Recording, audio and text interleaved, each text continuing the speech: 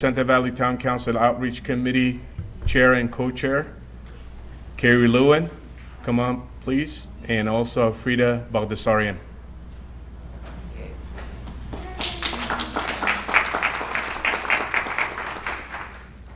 Speak loud. He says to speak loud. Can you hear me? Yeah. I'm Carrie, and this is Frida, and we are both on the co-chairs of the Santa Valley Town Council Outreach Committee. And in the past year, we've been talking about what things that our community might be interested in, and mental health was on the forefront of most of our conversations. And so we reached out to Catherine Barger's office and the county, and they kind of just spearheaded this and had a whole program for us, and we just wanted to welcome them. So we have Dr. Vivian Etchkin from Glendale Unified School District, the superintendent. Superintendent of the year, I might add. Superintendent of the year, that's right. I saw her on KTLA. Catherine Barger, our LA County Supervisor, and Mr. James Coombs from the Department of Health. So we welcome everybody, and we're looking forward to our presentation. My turn? Yes. My turn? Do you want me to stay here? Can you all hear me? Yes. So first of all, this is like when I was in grade school, because the front, well, you get an A. Okay. I just said to my sister, is no one sitting in the front? No. I can't But it doesn't see. remind me. Everyone sits in the back, including me when I was young. So first of all, thank you to the Town Council for inviting me to be here today, and actually to bring truly an amazing team with mental health.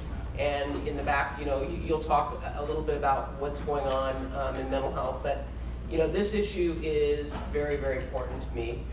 It's something that pre-COVID I recognized was a huge need, and what I talk about is when I was handling policy for Supervisor Mike Antonovich, and one of the things about probably 25 years ago, there was a woman named Bonnie Armstrong who was on the Pasadena Unified School District's board, and she felt that there was a correlation between those in elementary school that were acting out and those that were getting expelled or not even finishing high school. So we put together a program at Pasadena Unified that actually addressed kids, believe it or not, in elementary school that were acting out normally, or what they found was a lot of them had some issues at home, and with proper care and support, they could address both the family issues but also the child's issues they were having. And they saw those kids actually graduating from high school. So I know the value of mental health in our schools, and I also realize that with COVID, it's really shed a light on the need. And in talking to these incredible individuals in the back of the room with mental health, they're saying that there are lines out the door, which is the good news. That means people are wanting to get access to mental health care. The bad news is there's a line.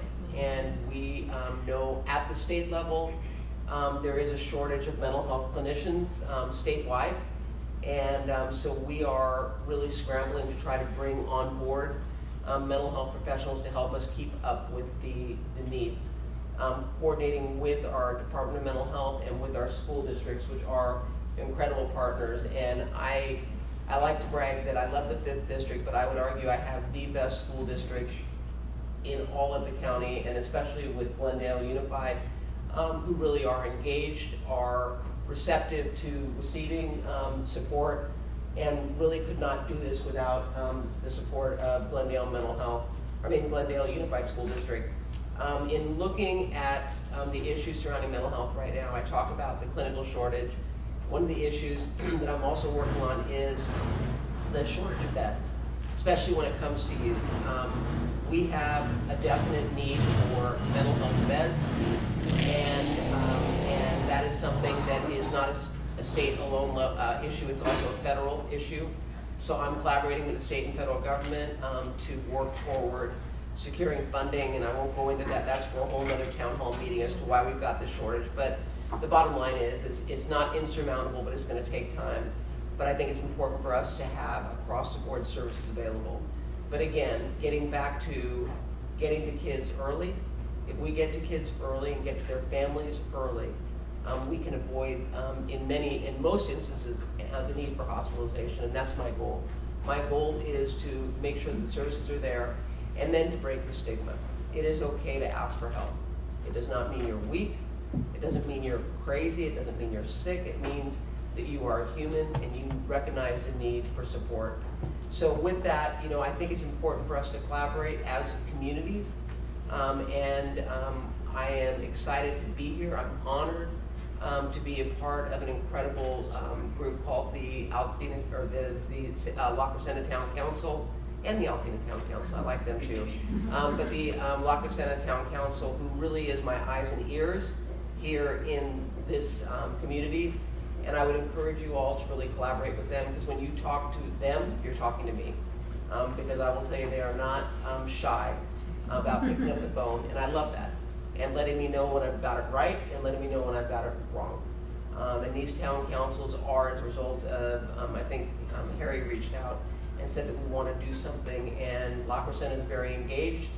And so I said, you tell me where and when, and I will bring the resources, and we will make sure that you all get your questions answered, or that you are aware of the services that are available. So again, thank you to the La Crescenta Town Council for inviting me today. And with that, I don't know who I'm handing it over to now. Yes. You, Harry? Am I handing it over to you? No, to Dr. Ashton. Ah, the floor is yours. Thank you very much. We are so blessed to have Supervisor Gardner supporting us, and her team have stood by our sides throughout the pandemic and beyond. And today, when Harry calls, we all come. We already know that for sure. So thank you, Harry, for organizing and sending us emails and reminders. I'm very fortunate to also have strong representation from my team, and may I just begin with some introductions. Our board member, Ms. Jennifer Freeman, is here. If you would please. And I have utmost respect for her as an educator, as a parent, as a board member, as a community member, and I have to say, from the day that I was fortunate to receive the position of superintendent, she stood by our side no matter how difficult it's been, so I appreciate you very much. And of course, we have our entire Health and Wellness Department and our Operations Department under the guidance of Dr. Watson. Dr. Watson, please identify yourself and introduce your team members. Hello. Dr. Magrin. Ms. Lorna Miriams, who wears multiple hats. She works in the Health and Wellness Department and also is our Executive Director of PTA for Glendale USD. And that's the beauty of being in Glendale. Everyone is wearing multiple hats. So as I introduce various individuals in our audience that are here supporting us today, I have to say that they come in as outstanding professionals, as parents, as grandparents, as teachers, and the roles are interchangeable. And that demonstrates how much empathy they have for our community, because they don't look at it from just the educator's point of view. They look at it as a community member's point of view, as a parent point of view, and that makes it super special. So pivoting over to the other side, we have Mr. Yulmasekian, Dr. Coulter, our Executive Director of Secondary Instruction. I saw Ms. Kortoshian, our Director of Teaching and Learning in the back. We have Ms. Jackie Scott, who's the principal at Mountain. We have Ms. Suzanne Risi, the principal at Rosemont. We have Ms. Benitez, the principal at CV High School. We have Dr. Rinder, who is the Executive Director of Special Education. And we have Ms. Kelly Stubbs, who is the principal at Valley View. And I believe we have Ms. Harvetian, who is also a counselor at CV High School. Have I forgotten Ms. Alonso stepped in right at the end. Ms. Alonso, the principal at Mann Elementary. And I believe we also have our SFAC member, correct. Please wave. Thank you. Our facilities. And Ms. Nam, our Director of Public Communications. So now that you know, all of GUSD is in the house. And that's the importance that we care deeply for our community. And when there is an event where we can connect and build relationships, we're there standing by. I believe Ms. Nam is going to be doing, so Board of Education priorities, and our board was very, very deliberate this year in not wanting to change the priorities, even though we had changes in our board members, that our focus, our laser-like focus on our students and community would not change. So maximizing student achievement, fostering a positive culture of learning, ensuring the health and safety of students, employees, and of course maintaining district financial responsibility are the drivers. And particularly the second and third one, if you look at them carefully, our students can't learn if they're not in an environment that is conducive for learning. And certainly they can't learn in an environment if it's not safe and healthy. And all of those require resources, which goes straight to our financial responsibility. And I'm pleased to say we have spent every ESSER dollar for every year. So we're not waiting for 2024 to show the books. We have communicated clearly by having testing 5 days a week on our campuses for almost 2.5 years, by expanding our mental health services, hiring 20 additional support providers, and really determining that the needs were here and now. And this wasn't funding to be saved for later. It was funding to be supporting our communities and our students. One of the silver linings of the pandemic has been that if mental health had stigma attached to it prior to, it allowed us to actually speak freely about how we were feeling. It also allowed us to be able to demonstrate that grief does not look the same in every family, and it doesn't look the same for every person. And the fact that we are now saying part of our day is mindfulness, part of our day is to reach out and help one another, part of our resources should go to programs and individuals who will be doing the hand-holding and teaching the sense of belonging necessary for our students to feel successful, has been accelerated as a result of the pandemic. There is no more shame in asking for help. And our families are an extended unit of our school. We don't separate our students by saying, okay, you get this at school, but what happens at home is not our business. Go see someone else. So we've tried to build those bridges very carefully, and it has taken relationship building and resources. We could not have done this work without the partners. And Ms. Barger and her team are very, very humble. But the reality is every time we called them, every time we needed help, they were right there standing by us. And so were the county mental health support providers. So thank you for that. So keeping student voice at the center, we don't really try to find information second or third hand. We go straight to our students as to what their needs are, and this is an invitation and a PR for tomorrow evening.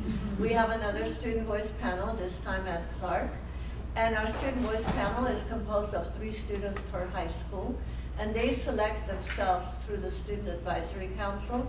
They develop the questions, and they ask our board members and others that they are, like us, who are accountable for them, of how we're going to support them.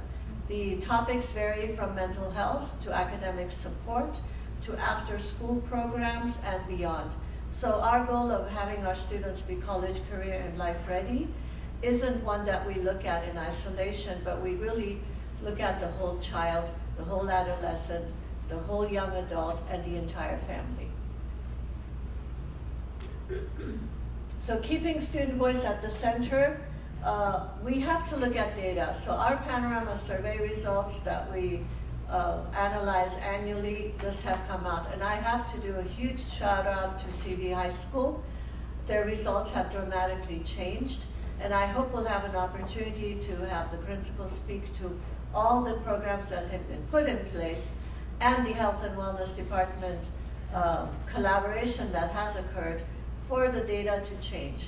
Because even prior to the pandemic, some students felt they were very connected to adults, and other students felt that they didn't know anyone, or the adults did not know them. You cannot teach a child you don't know.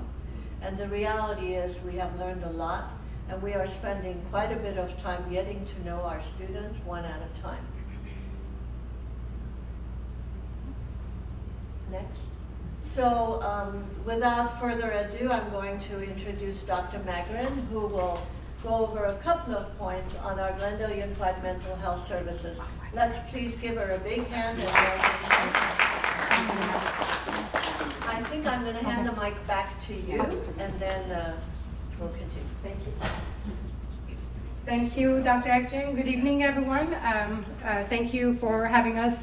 Supervisor Catherine Barger, thank you for being here. And of course, Department of Mental Health. I think we've met before during meetings and conversations.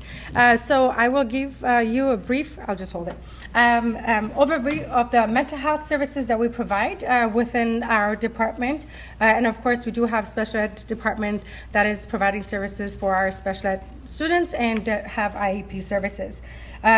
Within the department this year, I'm honored to say, as Dr. Akjin mentioned, we have 21 clinicians this year. We have 27 mental health interns. Those are social work interns, MFT trainees, or school counseling interns.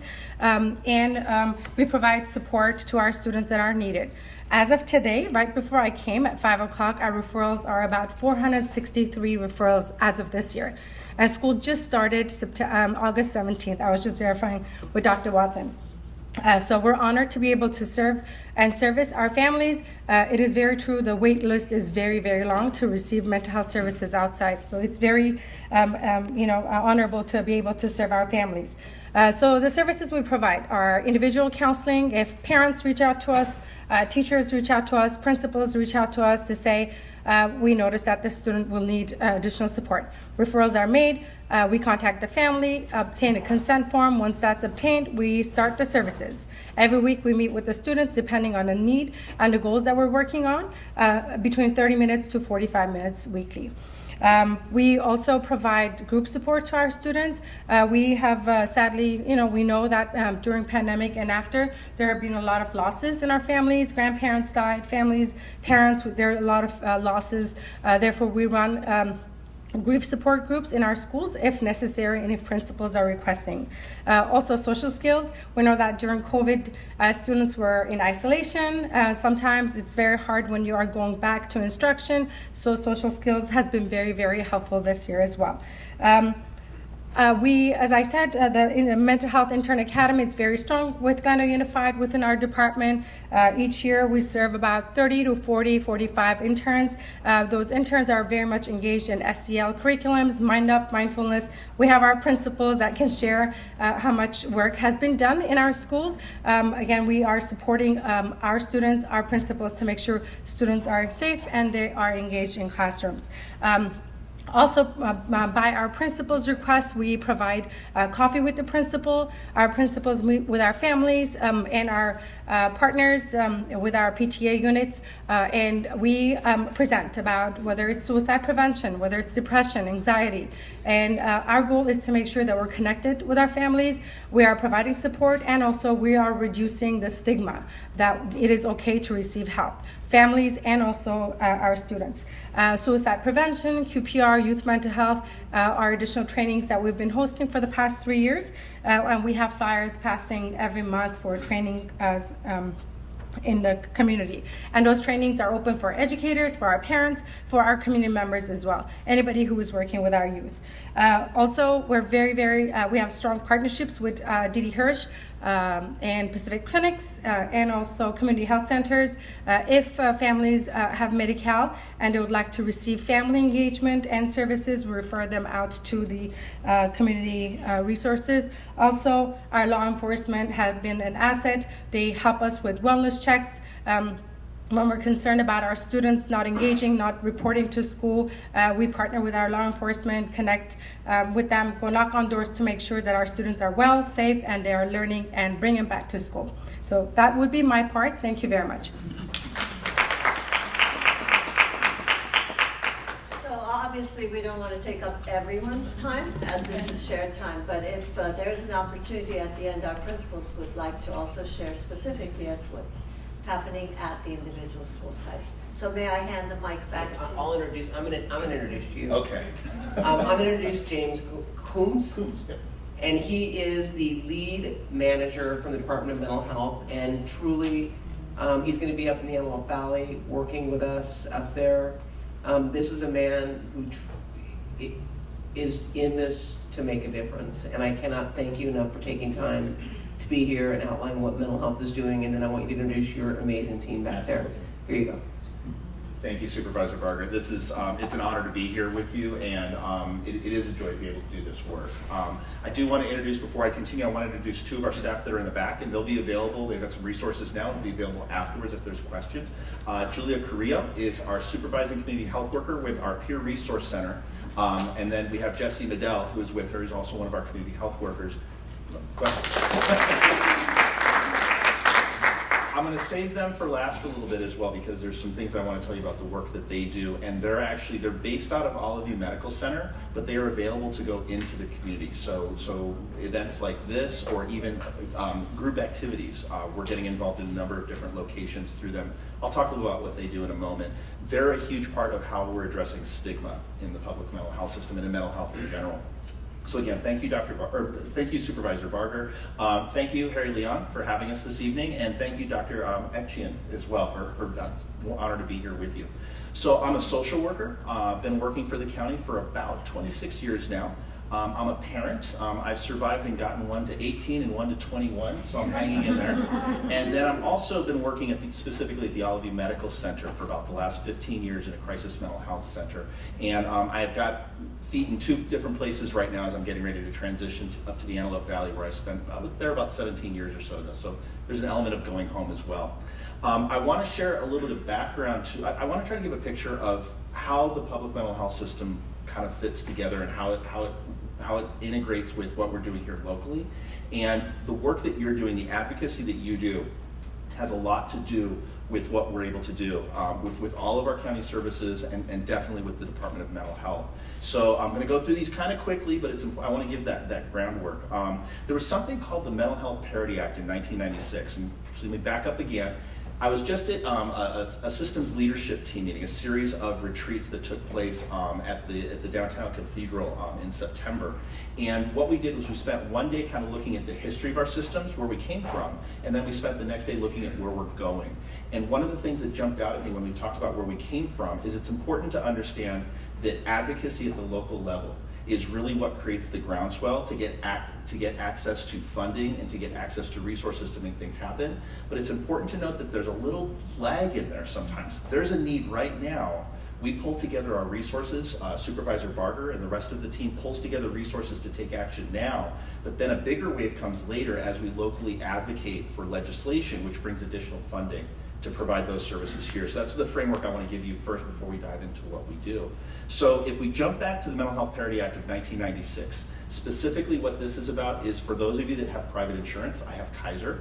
What this did was it said that my insurance company had to provide parity for mental health services along with health services. That was a huge wave, because before that, people had to figure it out on their own about how they were going to do mental health services. It was funded by the county, or it was, you just had to figure it out, and that was problematic. So we got some parity there. And then we had the Mental Health Services Act of 2004. This funding actually was instrumental in creating programs like the program that I've been with for the last 15 years. It's a crisis mental health center that was filling a gap between outpatient mental health care and between hospitalized care. So before the Mental Health Services Act was in place, people had to end up in a crisis before they could get help. And that level of crisis was in like an emergency room setting. And the Mental Health Services Act allowed us to expand a lot of the services that we provide in the public mental health system.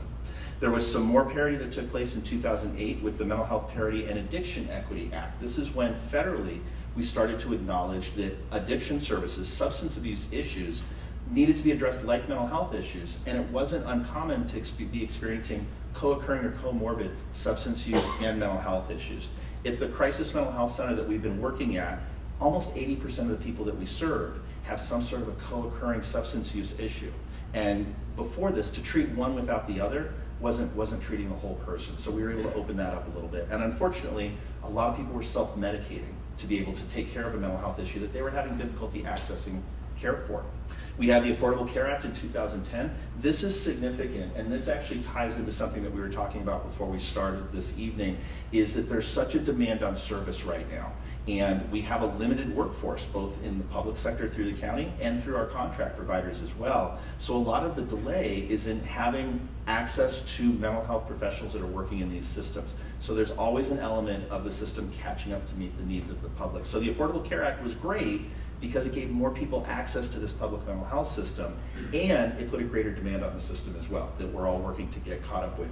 So the last thing I wanted to wrap up with is this is something that's in current legislation. It's called the Mental Health in Schools Excellence Program Act of 2021. And what this specifically does is this is funding to be able to put more mental health professionals in our schools, in our communities. So the reason I'm sharing all this with you is because there's this wave where we're advocating, we're catching up, the funding comes in, and we build the systems out. So the other piece that I have to remind folks as well is the things that we're frustrated about now may not necessarily be the things that we're frustrated about 2 years from now, because we will have put resources in place, but we're going to have new and different issues then. So we're constantly advocating to meet the needs of the community.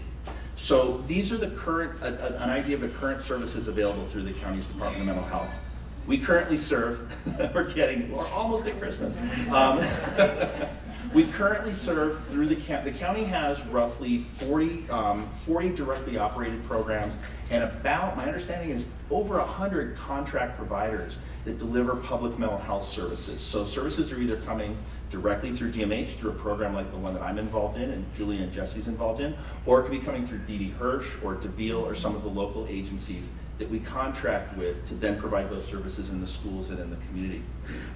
There are also services that go beyond the traditional brick and mortar types of mental health clinics that you're thinking of. We have a lot of field-based services. The Mental Health Services Act allowed us to expand programs like the FSP program, Full Service Partnerships program, which allows us to go into the field and meet people literally where they're at. We have programs like PMRT, which is the Psychiatric Mobile Response Team. We also have programs that I think there was a mention of law enforcement mental health partnerships as well. So we have teams now that are out there. The Sheriff's Department has something called the MET team, and that's where it partners a sheriff's deputy with a mental health professional to go out and address issues in the community. I'm going to talk a little bit more about it later on, but we also have something called the 988 line, which is a national movement. Again, funding gets in place, we put this in place, we move it forward. So this national movement about 988, instead of having to call a longer number, an 800 number, which D.D. Hirsch actually oversees the suicide prevention hotline for Los Angeles County, now you just have to call 988. We'll talk a little more about that later on. So what the Department of Mental Health has traditionally served, we talk about severe and persistent mental illness. That's our traditional population that we've worked with.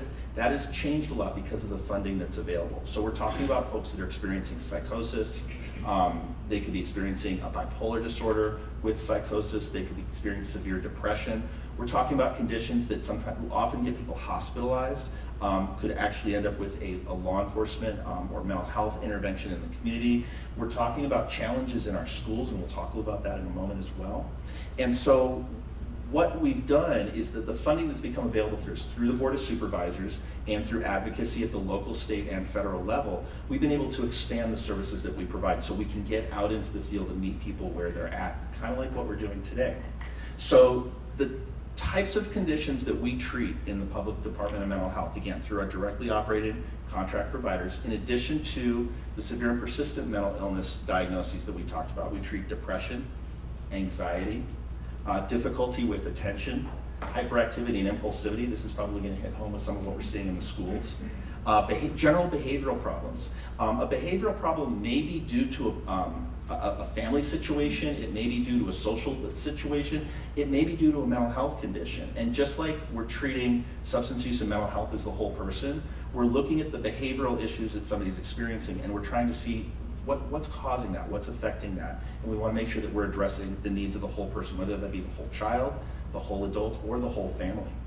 Aggression and bullying, trauma. Trauma is a cornerstone of what we're experiencing left and right. I just had breakfast this morning with a veteran who's talking about his own trauma history and how that's affected him 20 years after he's been out of the service. And that affects his family and it affects his community. So trauma, we're learning more and more, is a cornerstone of what we're experiencing when we're talking about mental health issues.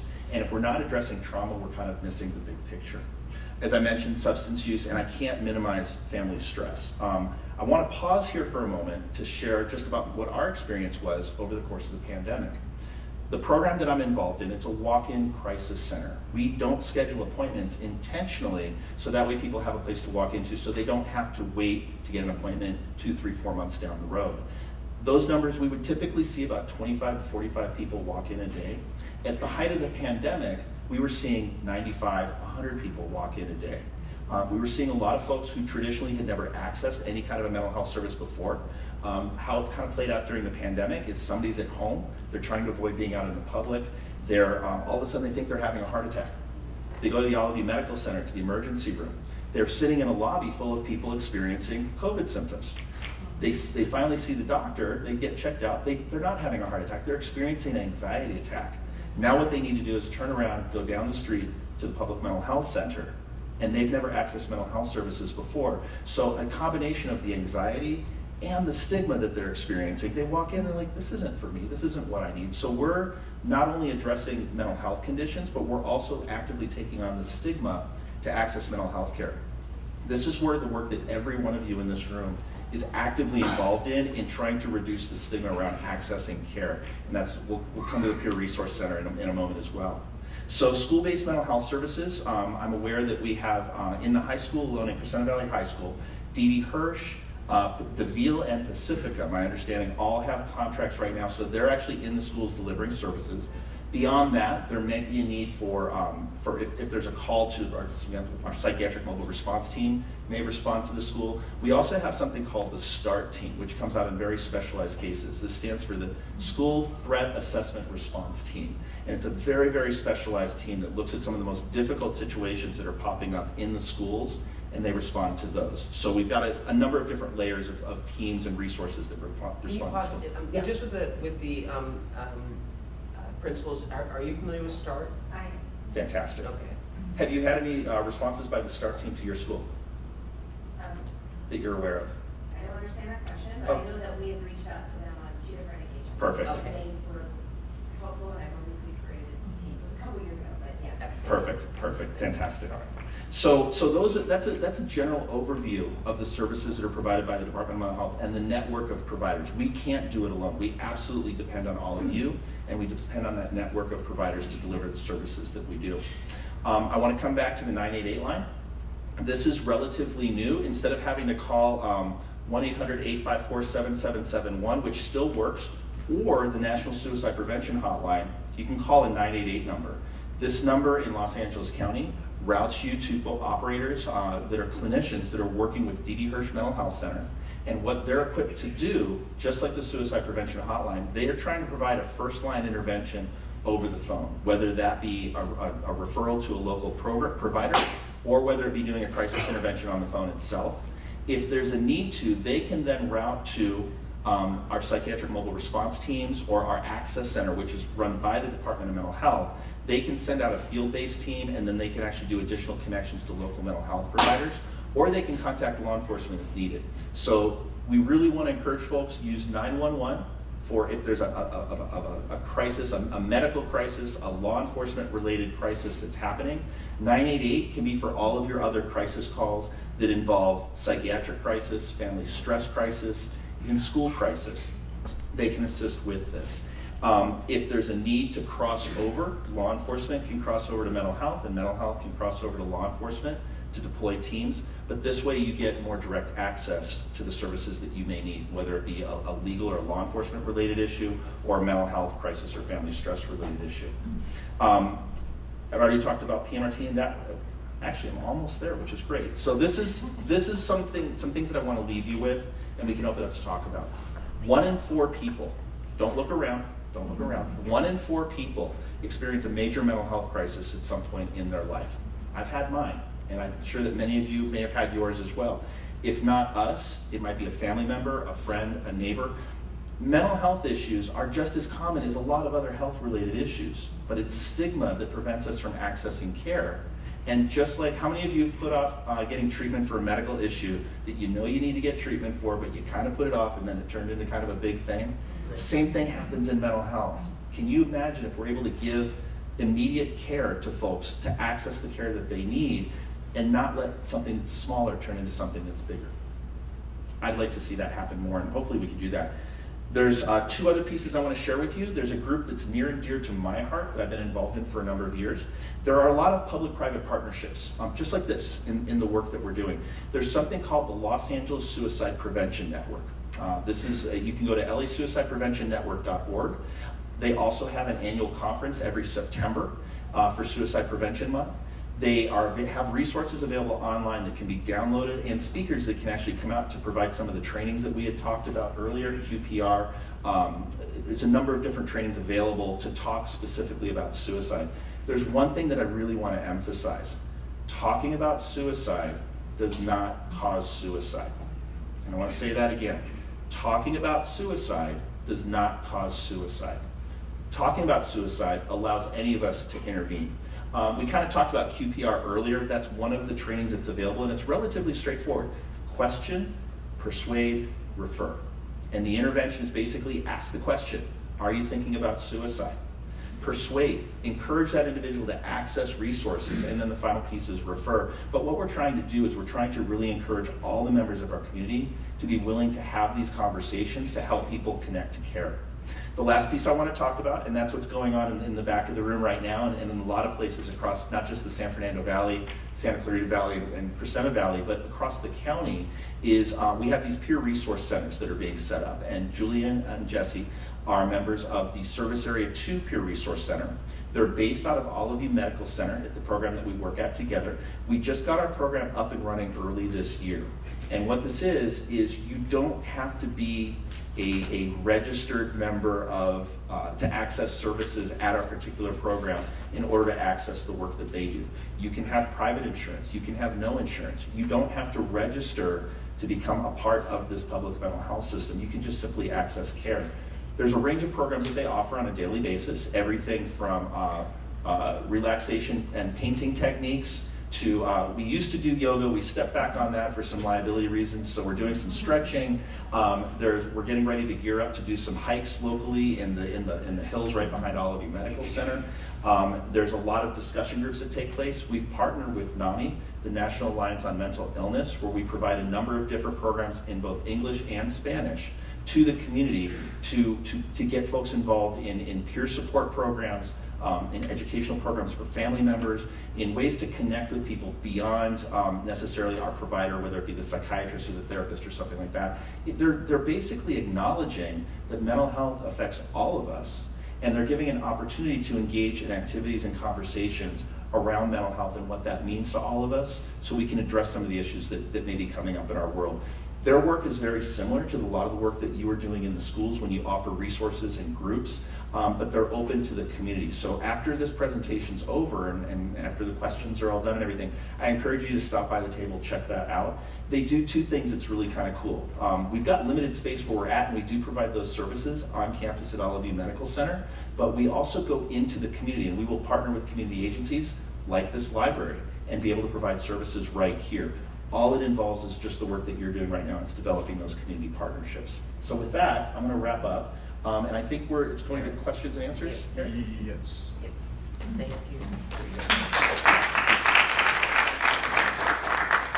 Before going to the second segment, is there any questions in regards of this subject that already presented?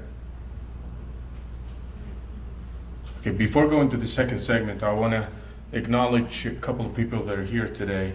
My team, the wonderful team that I work with, the town council members, please come up over here and don't hide in the back. Please come over here so I can acknowledge each and every one of you guys.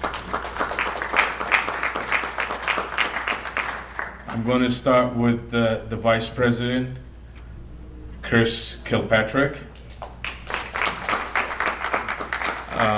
My treasurer is Donna Libra. My corresponding secretary, Carrie Lewin. Traffic and Street Entrance Transportation, Didi Miller. Outreach Committee co-chair is Frida Baldessarian. And also our permanent member is new to the council, doing a wonderful job, is Elizabeth Ayler. I have a dynamic team. I just want you guys to know there's not only Harry, there's the whole council. So I appreciate you guys coming here. And also I would like to acknowledge, if they don't mind to stand up, is principal of CV High School. Please just stand up. Rosemont, Mount Ave, Monte Vista. These are wonderful principals. Valley View. Okay. These are wonderful principals that I work with day in, day out. They hear my yellings and going crazy sometimes, but they're always there, and they're always respect things that we go through, and we respect what they go through. And in regards to mental health, it's a very dear subject in our hearts. Mary O'Keefe is one of the big advocates in our community. I mean, we started in this, and I don't want to bring bad memories when Andrew's situation in CV High School, and that's really hit home. And that's what we've been advocating. She's been doing a wonderful job in our Home Plus, Firehouse, schools, clubs, to try to see how we can help and try to get over this pandemic, if I might say it. But we acknowledge her hard work and her group for bringing this situation under control if we can. Mary, thank you very much for what you do for our community. For the second segment that I want is, briefly, I would like to ask the supervisor, Catherine Barger, and also the superintendent and public health, if can. Mental health. Mental health, He I'm does not sorry. want to be public health. Oh, no. She's not here. That's a different episode. Right. And I know I want to see the connection between the fentanyl and substance abuse and how the county is handling it. And I start with the supervisor, then I want to know how the USD is handling it, and if there is any, and what we can do. And then I will turn to mental health and see how the effects that it's affecting in the whole entire county, if I'm not saying the state or nationwide. All right? Yeah. Madam Supervisor? Yeah. So,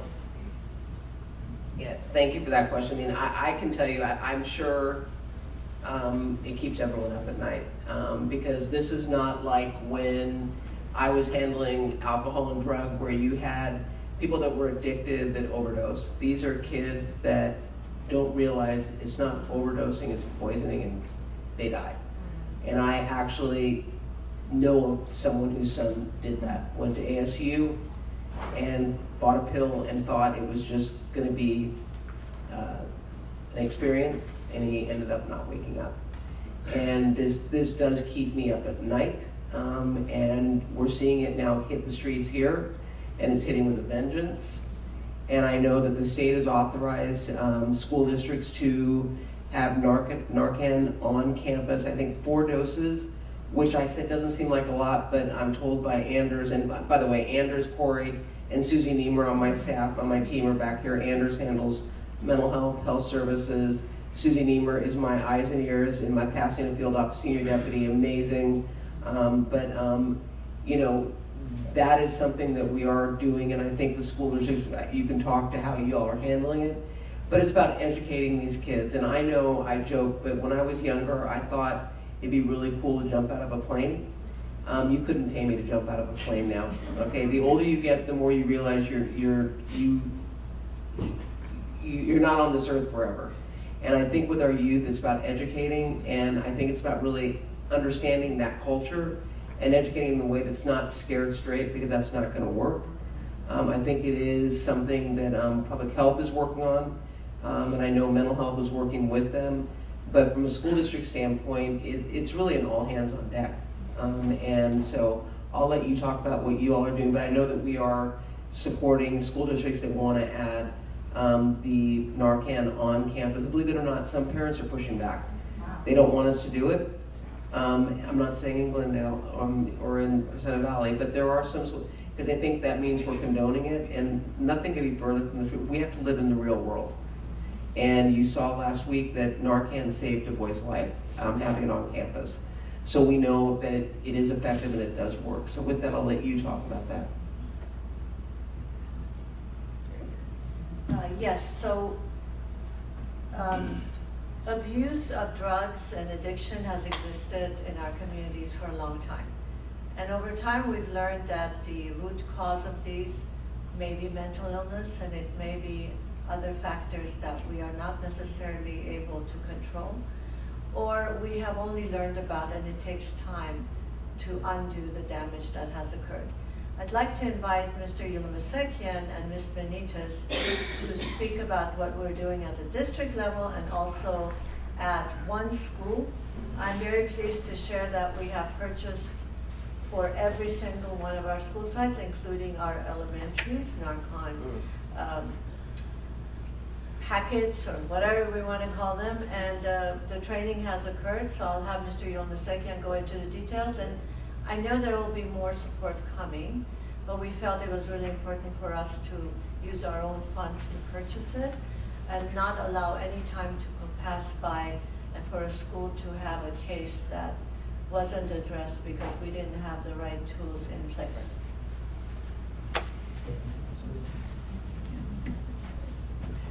Thank you. Good evening, everyone. Like Dr. Ekjin said, every one of our campuses has a Narcan kit with 2 doses in it and more to come.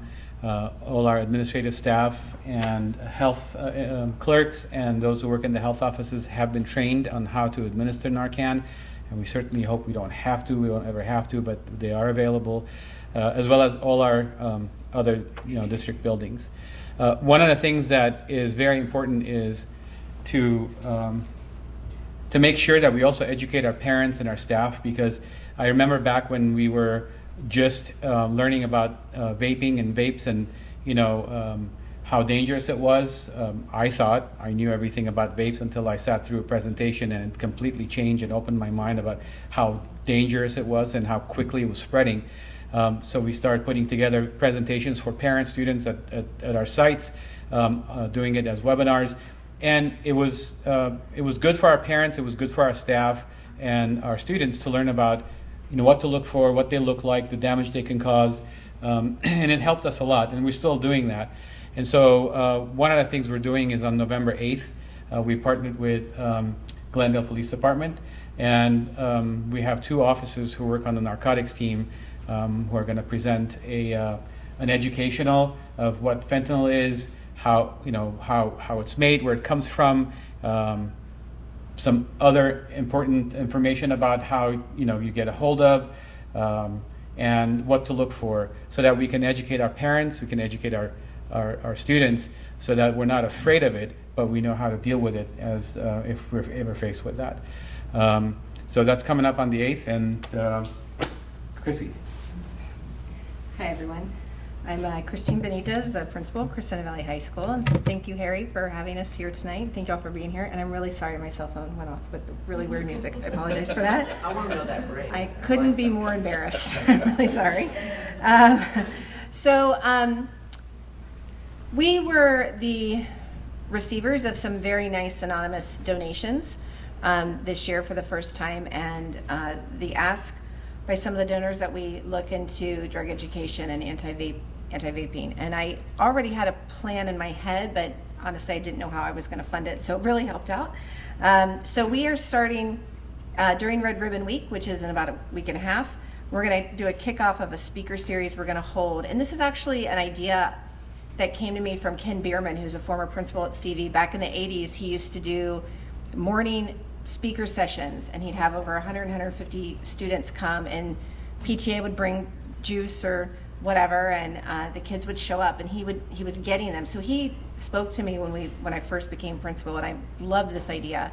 So we're going to start that up. PTA is going to help with some juice or hot chocolate or some kind of drink. I'm going to provide, I'm going to give students community service hours for attending when they come. So we have 8 sessions set up, and we're in the process of getting speakers to come. At CV, Dr. Ekchian spoke very eloquently about our student voice panel, and we have a student senate at CV, and so we're always asking kids what they think. And from that, we've learned one thing. A lot of them tell us, we know it's bad for us. We don't know how to say no. We need words. We need to know what to say. And so I'm looking into people who can come and talk to them about peer pressure and how to walk away, how to say no. I'm actually meeting with a group of them on Friday. We have a subcommittee of our student senate, so I'm going to run these ideas by our students and make sure everything is going to be helpful. We're also working with TUPE.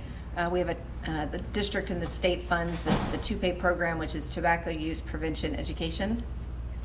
And she already comes every week, but we're working with her more often in our fight with vaping and with drug education. The American Lung Association has a wonderful training program that we're looking into providing training for 10 of our adults on campus, and I've reached out to our feeders programs, and I think some of our feeder elementary schools are going to be trained as well to become no on tobacco schools or vape-free schools. We're also working with the Chamber of Commerce for CV to get our businesses on board, that they can support vape-free schools by a poster in their window, a lawn sign, something. So we're working there.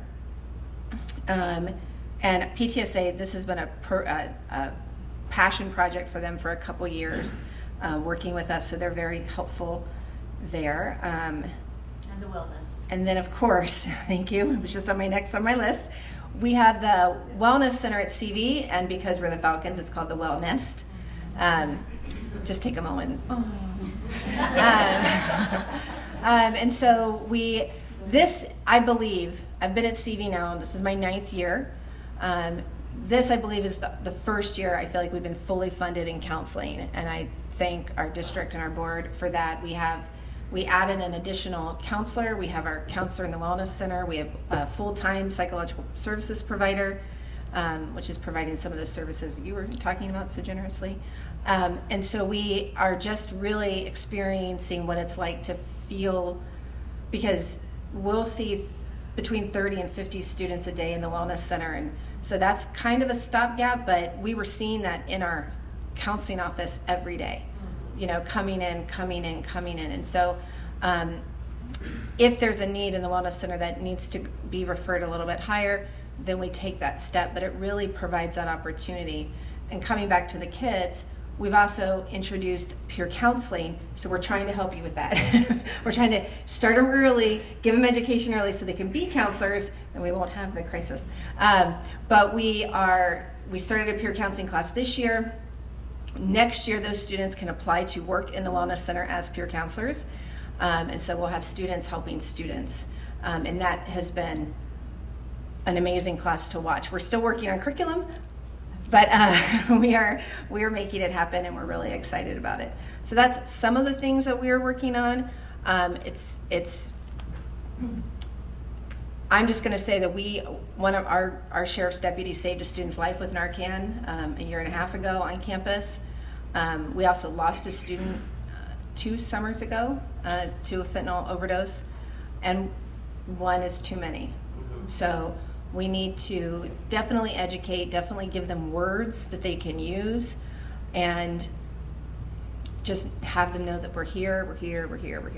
So thank you all for being here. Who am I passing it? So a couple of thoughts. The state of best practices of mental health has really changed over the last 25 years. I remember when I first started in an adult clinic, our psychiatrists were saying, abstinence. If you were using, I cannot prescribe a psychotropic medication to you. Now we have something called MET, medication-assisted treatment, where not only do our medical providers know that we can use various medications to assist with substance use-related issues, we can actually use, interestingly I learned, is that for psychosis, antipsychotics work for people that are experiencing psychosis from substance use issues, and from people that are just experiencing it from an organic psychosis as well. So it was really, the practice has really changed. We use something called motivational interviewing, where instead of telling somebody about abstinence, we're really inviting them into a conversation. We're trying to create a safe space. Even our peer resource centers across the county, they're actually funded through SAMHSA, which is the Substance Abuse and Mental Health Services Administration. So locally and federally, we're aware that there's a need to do integrated care. As I think all county programs are doing this right now, and rolling out the use of Narcan and the availability of Narcan in our lobbies. So that's something that's coming.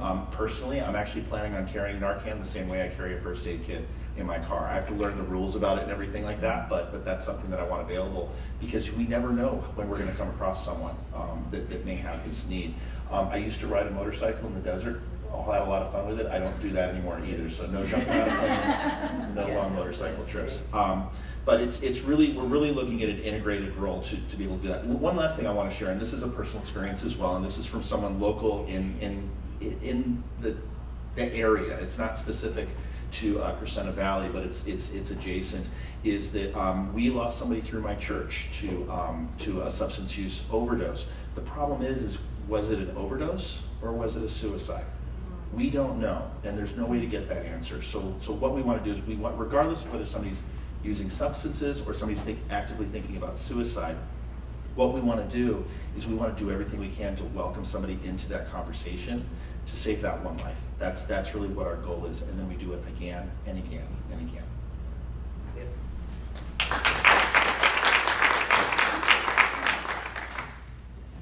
Thank you very much. Do we have any questions to the panel before I give them the closing remarks? Go ahead. I have a question. I'm not sure exactly what questions are acceptable or it's okay. not. There's no okay, it's mental health. Sure. So I'm struggling getting my student to accept counseling. My kid says that talking to someone is just going to make it worse. That's the quote. It's going to make it worse. I only trust you, is what my kid is telling me, which I'm grateful for. But I told my child, I'm not a professional. If I could love you through this, it'd be great.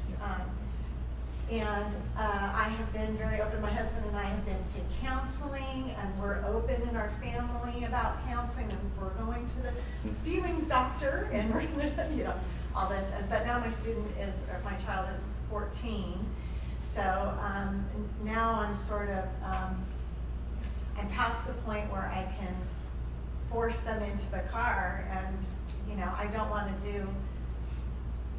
to trick them and say, oh, we're going out for ice cream, and yet we end up at the counselor. So, that wouldn't go over well. And I'm always sharing things as a CV student, and I'm very excited about the wellness, and have been sending emails to my child saying, hey, did you know that the wellness is over there? It looks really cool. And then I stay way back, and I don't want to push. So that's where I'm at. So how can I do? I'm going to respond more as a parent than I am a mental health professional, please. because with my own kids, if I respond as a mental health professional, they hate me. Yeah. Okay, so just kind of keep that in mind. Okay. You're doing the right thing. You're creating a loving, caring, supportive environment. If your experience is like mine, kids when they turn 12, they know everything, or insist that they know everything. And then I've also been told that we're really, by the time they're 15, we've imprinted on them as much as we possibly can. So then what we got to do is we got to guide and support them at that point, but we can't tell them what to do. And you're right, telling them what to do. There's some circumstances where we may have to get involved like that. But you're right, and your experience is my experience. Your experience is probably what a lot of people's experience is in this room. What I'm going to recommend is something that I think it's underrated and doesn't get used that often, is NAMI, the National Alliance on Mental Illness. You said it earlier. Fantastic. I made a note of it to look it up when I So NAMI is NAMI has two different pieces. NAMI serves people who have lived experience. So it's individuals coming together. It's not the mental health professionals. It's individuals that are experiencing severe persistent mental illness or mild depression or whatever it may be, and everything in between. Okay. NAMI also supports family members to be able to that are on this journey, because what we can do is we can connect with others who have been there, done that, gone through it. There's some other resources that are out there as well. I heard reference to DBSA earlier, which is the Depression and Bipolar Support Alliance.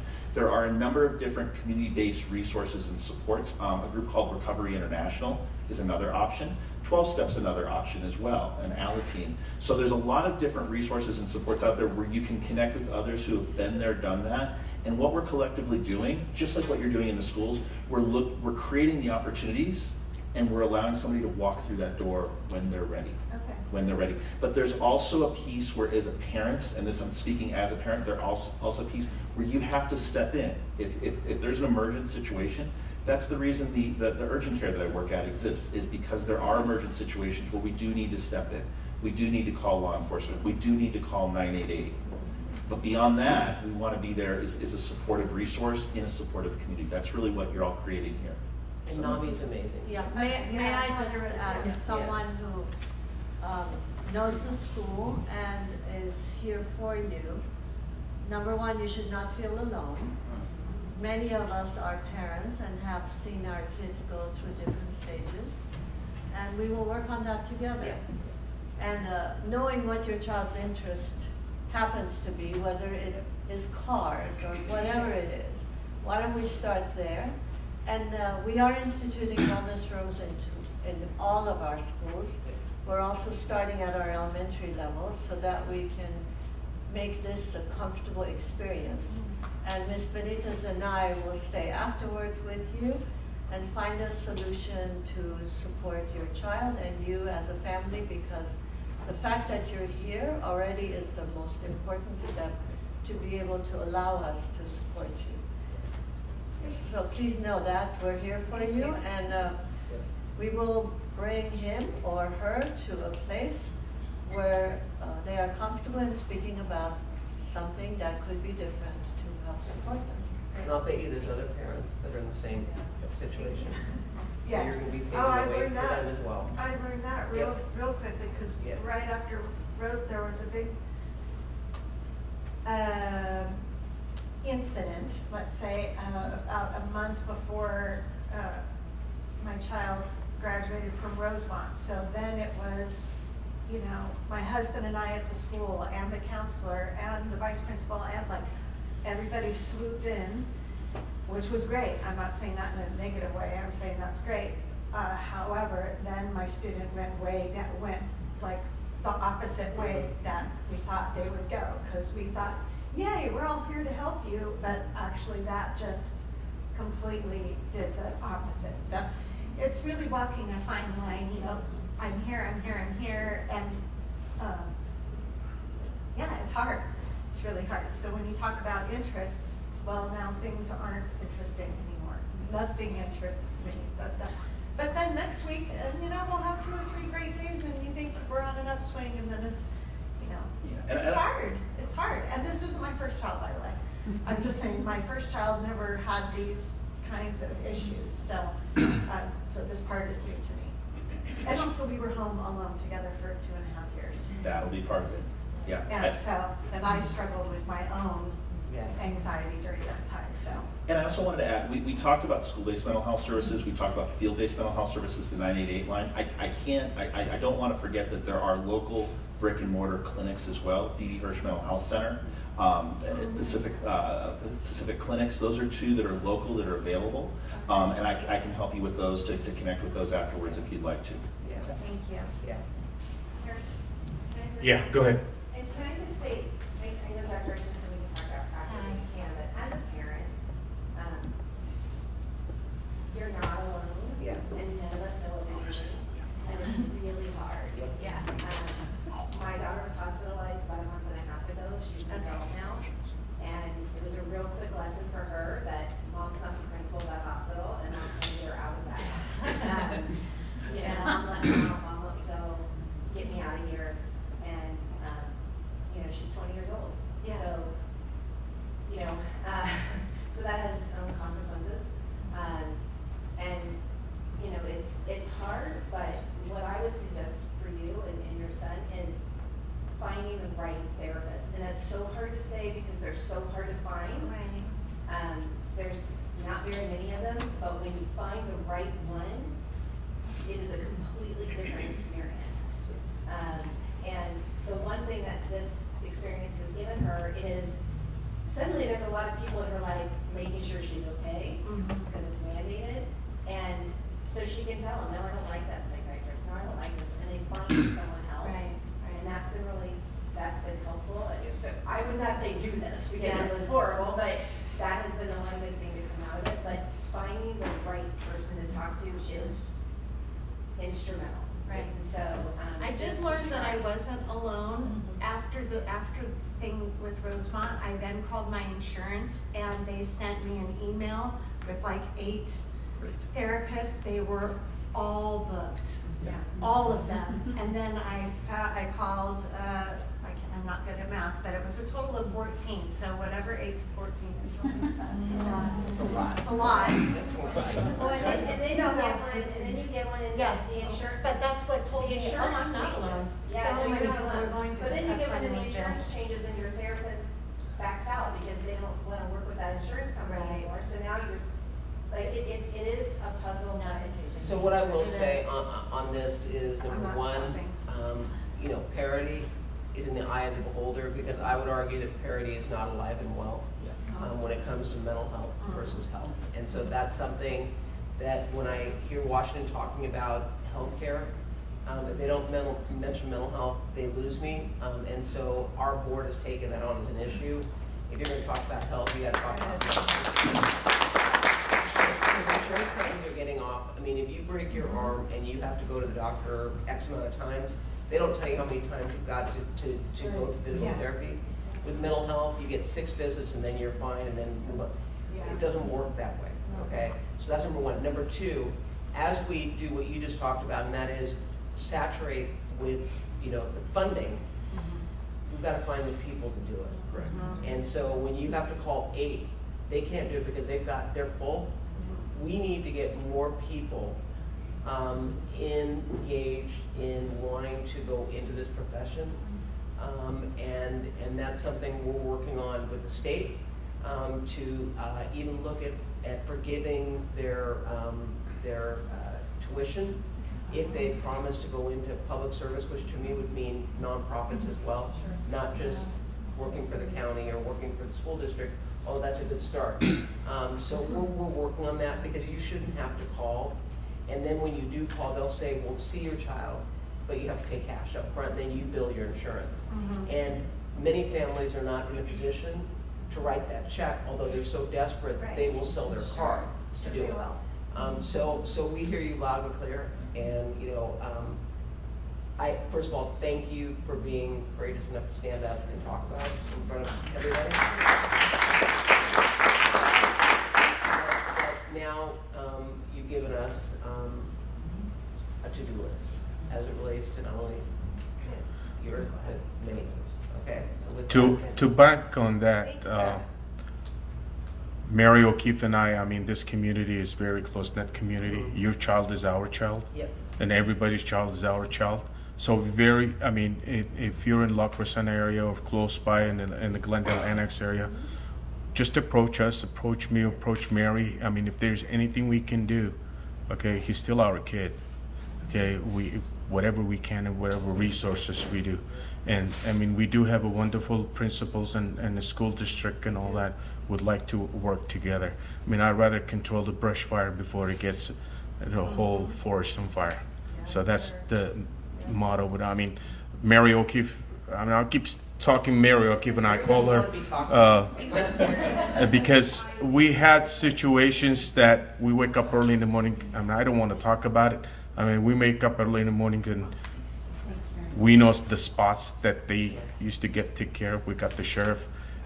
Thank God we have a very close-knit sheriff community connections, and that's how we try to control as much as we can. And again, just please let us know if there's anything we can do. We can tap you to the resources and whatever happened. Again, your kid is our kid, so don't be shy away from that. Harry, may I say one Sure. more thing? I don't think I need the mic. I just don't know how to use my playground voice. I think our kiddos have so many strengths, but sometimes they cannot see their own strengths. So as a community, as we engage them, as we support them and get them help, they begin to see how powerful they are, what beautiful strengths they bring to our community and how we value them for their differences. Everyone cannot be the same size, the same look. We all have had teenagers and we know everything is so important. There isn't a list of something not being important. Right. But the good news is they do grow up. Yeah. And they begin to understand that what is so important to them at that age group and seems to be so tragic really can be put in perspective. So we're going to help your child see his strengths, and it's a commitment and makes today's meeting particularly valuable to us, because we all can talk that talk about everything that's going on. But if there's one family that feels we've actually been there real time to put our hands together and say we're in it together, I think it's great value to the opportunity. And thank you then, Harry, for organizing this. Hey, thanks to the Outreach Committee. I mean, it's something that we really care about deeply, and it hit home sometimes.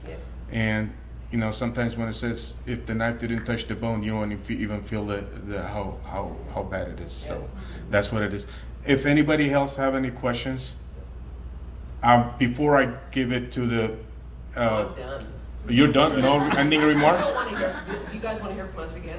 No. I mean, there's no ending remarks. I think I'm going to drop the mic with what we just did right here. I think that speaks volumes to why we're here. All right. So before I say my closing remarks, I want to pass it to my Vice President, Chris Kirkpatrick. Harry, I really just want to thank you for everything that you do. I don't think anyone has acknowledged you at this meeting, but Harry works in ways that sometimes people don't even see. And I mean, he has more energy than I think all of us combined. He runs circles around everyone. I don't know where you get your energy from, but Harry, thank you for everything that you do for the community. It means a lot to everyone. I tell you, it needs a whole team to work with. And honestly, I mean, I had the piece of the pie, I say, for the last 12 years, but the last piece of the pie, it's very delicious. I mean, it's so cold. The dynamic that I have, the team that I work with, and there is no day that we don't talk to each other. And sometimes we call and say, hey, you didn't call me today. So the matter is, we care about this community. We care about you guys, and I know you guys will care about us. If there's anything we can do, that's what we're here for. And if we reach only a very short percentage of it, that means we did our job. And we all want to appreciate our supervisor, my boss, okay, Catherine has been very instrumental to my community, to me personally, and it wouldn't happen without her senior deputy, Susan Emer. She's hiding over there and she doesn't want to show her.